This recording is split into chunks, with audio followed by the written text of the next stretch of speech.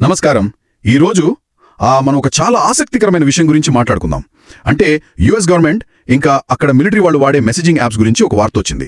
దాని గురించి మన దగ్గర ఒక ఆడియో క్లిప్ కూడా ఉంది. దాని ఆధారంగా కొంచెం లోతుగా చూద్దాం ఈ విషయాన్ని. ఇంతకీ ఆ క్లిప్లో ఏముందంటే, యుఎస్ గవర్నమెంట్ ఆర్మీ, నేవీ లాంటి వాళ్ళ సిబ్బంది ఉంటారు కదా, వాళ్ళు ఇకపై వాట్సాప్ వాడకూడదట. దాని బదులు కేవలం యాపిల్ ఐమెసేజ్ మాత్రమే వాడాలని చెప్పినట్టుగా ఉంది. ఈ నిర్ణయం డొనాల్డ్ ట్రంప్ టైంలో జరిగిందని ఆయనేలా కొంచెం ఎలా చెప్పాలి, స్ట్రైట్ ఫార్వర్డ్గా లేదా మొండిగా తీసుకున్నారని క్లిప్లో అంటున్నారు. మనం దీన్ని ఆ క్లిప్లో ఉన్నదాని ప్రకారమే తటస్థంగా చూద్దాం. ఇక్కడ ఒక ఇంట్రెస్టింగ్ పాయింట్ ఏంటంటే, ఈ బ్యాన్ అనేది రిపోర్ట్ ప్రకారం కేవలం వాట్సాప్కి మాత్రమే.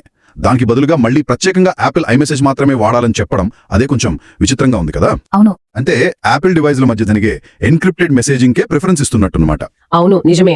ఈ మార్పు వెనుక బహుశా సెక్యూరిటీ కారణాలు గట్టిగా ఉండొచ్చు అని ఆ క్లిప్ లో హింట్ ఇచ్చారు.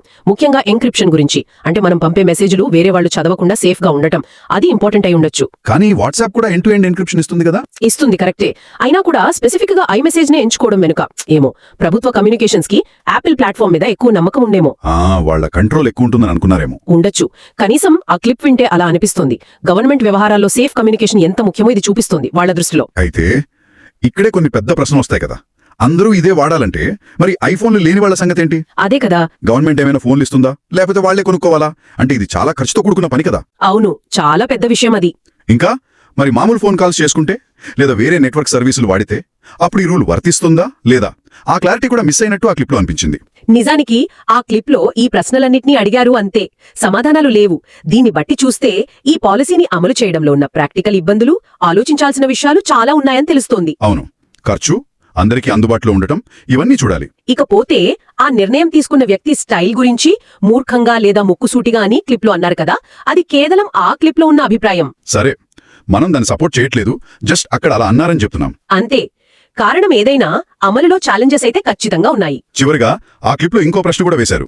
ఇలాంటి రూల్ ఇండియాలో కూడా పెడితే ఎలా ఉంటుంది అని. దాన్ని మనం జస్ట్ వాళ్ళు అడిగిన ప్రశ్నగానే తీసుకుందాం. దాని మీద మనం ఏమీ కామెంట్ చేయడం లేదు. సరే, ఇక ముగింపుగా చూస్తే ఈ ఆడియో క్లిప్ ద్వారా మనకు తెలిసింది ఏంటంటే, యుఎస్ గవర్నమెంట్ మిలిటరీ కమ్యూనికేషన్ పద్ధతుల్లో ఒక పెద్ద మార్పు వచ్చినట్టు రిపోర్ట్ అయింది. అంటే వాట్సాప్ బదులు బహుశా సెక్యూరిటీ కోసమేమో ఐమెసేజ్ వాడకం కంపల్సరీ చేసినట్టు.